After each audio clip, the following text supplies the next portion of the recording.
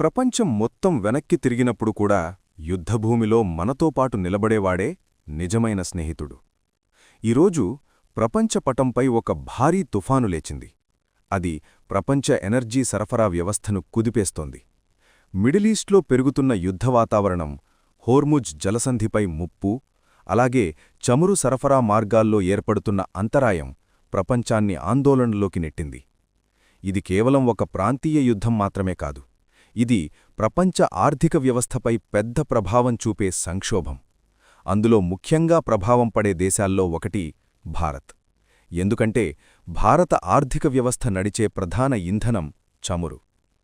ఒక్కసారి ఊహించండి, అరబ్ దేశాల నుంచి వచ్చే చమురు సరఫరా ఒక్కసారిగా ఆగిపోతే, సౌదీ అరేబియా, యుఏఈ, ఇరాక్ నుంచి వచ్చే ఆయిల్ ట్యాంకర్లు అరేబియా సముద్రానికి చేరుకోలేకపోతే, భారత్ దగ్గర కేవలం కొన్ని వారాలకు సరిపడే చమురు మాత్రమే మిగిలి ఉంటే, పెట్రోల్, డీజిల్ ధరలు ఆకాశాన్నంటుతాయా? భారత పరిశ్రమలు ఆగిపోతాయా? సైనిక కార్యకలాపాలపై కూడా ప్రభావం పడుతుందా? ఇలాంటి సమయంలో ఒక వార్త ప్రపంచాన్ని ఆశ్చర్యపరిచింది. భారత్కు ప్రతి కష్టకాలంలో తోడుగా నిలిచిన ఒక దేశం మళ్లీ సహాయం చేయడానికి సిద్ధంగా ఉందని తెలుస్తోంది. ఆ దేశం రష్యా. భారత్-రష్యా సంబంధాలు ఈరోజు ప్రారంభమైనవి కావు. ఇది దశాబ్దాల నాటి వ్యూహాత్మక స్నేహం. 1955లో భారత్ పరిశ్రమల అభివృద్ధి ప్రారంభించినప్పుడు భారీ పరిశ్రమలు అవసరమయ్యాయి. ఆ సమయంలో రష్యా భారత్కు మొదటి పెద్ద ప్రభుత్వ ఉక్కు కర్మాగారం నిర్మించడంలో సహాయం చేసింది. పాశ్చాత్య దేశాలు టెక్నాలజీ ఇవ్వడానికి వెనుకడుగు వేసిన సమయంలో రష్యా మాత్రం ముందుకొచ్చింది. తర్వాత కాశ్మీర్ అంశం ఐక్యరాజ్యసమితిలో చర్చకు వచ్చినప్పుడు పాకిస్తాన్ భారత్పై ఒత్తిడి తీసుకురావడానికి ప్రయత్నించింది. కాని ప్రతిసారీ రష్యా భారత్కు అనుకూలంగా వీటో వేసింది. 1961లో గోవా విమోచన సమయంలో కూడా అనేక దేశాలు భారత్ను విమర్శించాయి. కాని రష్యా మాత్రం బహిరంగంగా మద్దతిచ్చింది. అయితే భారత్-రష్యా స్నేహాన్ని ప్రపంచానికి స్పష్టంగా చూపించిన సంఘటన 1971లో జరిగింది. బంగ్లాదేశ్ విమోచన యుద్ధం సమయంలో అమెరికా పాకిస్తాన్కు మద్దతుగా తన 7వ నౌకాదళాన్ని హిందూ మహాసముద్రం వైపు పంపింది. ప్రపంచానికి భారత్పై భారీ ఒత్తిడి పడుతుందని అనిపించింది. కాని అదే సమయంలో రష్యా కీలక పాత్ర పోషించింది. భారత్కు వ్యతిరేకంగా వచ్చిన ప్రతిపాదనలను ఐక్యరాజ్యసమితిలో 3 సార్లు వీటో చేసింది. దానివల్ల భారత్కు సమయం లభించింది. కేవలం 13 రోజుల్లో యుద్ధం ముగిసింది.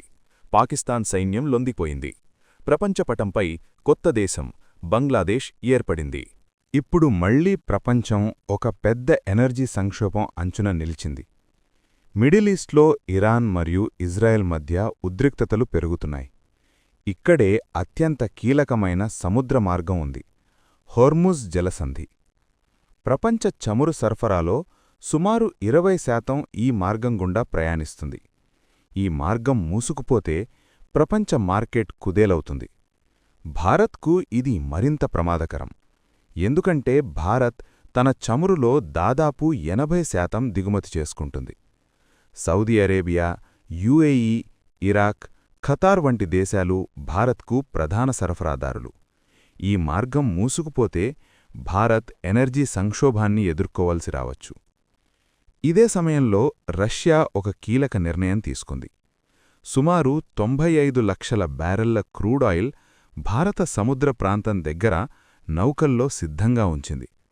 అవసరమైతే వెంటనే భారత రిఫైనరీలకు పంపేలా ఏర్పాట్లు చేసింది. ఈ నౌకలు రష్యా షాడో ఫ్లీట్కు చెందినవి. పాశ్చాత్య ఆంక్షలు ఉన్నప్పటికీ చమురు సరఫరాను కొనసాగించడానికి వీటిని ఉపయోగిస్తున్నారు. ఇక్కడే ఒక ఆసక్తికర విషయం ఉంది. ప్రపంచ మార్కెట్లో ధరలు పెరగవచ్చని అంచనా ఉన్నప్పటికీ రష్యా ధరలను పెంచలేదు.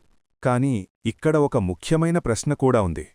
రష్యా ఈ సాయం నిజంగా స్నేహం వల్ల చేస్తున్నదా, లేక దాని వెనక ఒక వ్యూహం ఉందా? ఉక్రెయిన్ యుద్ధం తర్వాత యూరప్ దేశాలు రష్యా నుంచి చమురు కొనుగోలు తగ్గించాయి. దాంతో రష్యాకు కొత్త మార్కెట్లు అవసరమయ్యాయి. ఆ సమయంలో భారత్ పెద్ద కొనుగోలుదారుగా మారింది. భారత్ తక్కువ ధరకు చమురు కొనుగోలు చేసింది. రష్యాకు పెద్ద మార్కెట్ దొరికింది. అందువల్ల ఇది 2 దేశాలకు లాభం కలిగించే భాగస్వామ్యమని చెప్పాలి. ఈ కథలో మరో పెద్ద పాత్రధారి ఉంది, అమెరికా. అమెరికా భారత్ రష్యా నుంచి ఎక్కువ చమురు కొనకూడదని కోరుతోంది. భారత్ వెనిజువేలా లేదా ఇతర దేశాల నుంచి కొనాలని సూచిస్తోంది. కాని అక్కడి చమురు ఎక్కువ ఖరీదుగా ఉంటుంది. అందుకే భారత్ చాలా జాగ్రత్తగా నిర్ణయాలు తీసుకోవాల్సి వస్తోంది. భారత్ ప్రస్తుతం మల్టీ అలైన్మెంట్ అనే విధానాన్ని అనుసరిస్తోంది. అంటే ఒకే దేశంపై ఆధారపడకుండా అన్ని పెద్ద దేశాలతో సంబంధాలను కొనసాగించడం. భారత్ మిడిల్ ఈస్ట్ దేశాలతో కూడా సంబంధాలు కొనసాగిస్తోంది. అమెరికాతో వ్యూహాత్మక భాగస్వామ్యం ఉంది. అదే సమయంలో రష్యాతో ఎనర్జీ సహకారం కొనసాగిస్తోంది. ఇంకా భారత్ తన ఎనర్జీ భద్రత కోసం స్ట్రాటజిక్ ఆయిల్ రిజర్వులు నిర్మిస్తోంది. సౌరశక్తి, వాయుశక్తి, గ్రీన్ హైడ్రోజన్ వంటి రంగాల్లో భారీగా పెట్టుబడులు పెడుతోంది. ఇప్పుడు ప్రపంచం మొత్తం ఒక ప్రశ్న అడుగుతోంది. మిడిల్ ఈస్ట్లో ఉద్రిక్తతలు మరింత పెరుగుతాయా? హోర్ముజ్ జలసంధి మూసుకుపోతుందా? లేక దేశాలు చర్చల ద్వారా ఈ సంక్షోభాన్ని తగ్గిస్తాయా? ఈ ప్రశ్నలకు సమాధానం రాబోయే రోజుల్లో తెలుస్తుంది. మీకు ఈ వీడియో నచ్చితే లైక్ చేయండి. ఇలాంటి జియోపాలిటిక్స్ మరియు ప్రపంచ వార్తల విశ్లేషణలు తెలుసుకోవాలంటే మా ఛానల్ను సబ్స్క్రైబ్ చేయడం మర్చిపోవద్దు. మళ్ళీ త్వరలోనే మరో ఆసక్తికర వీడియోతో కలుద్దాం. ధన్యవాదాలు.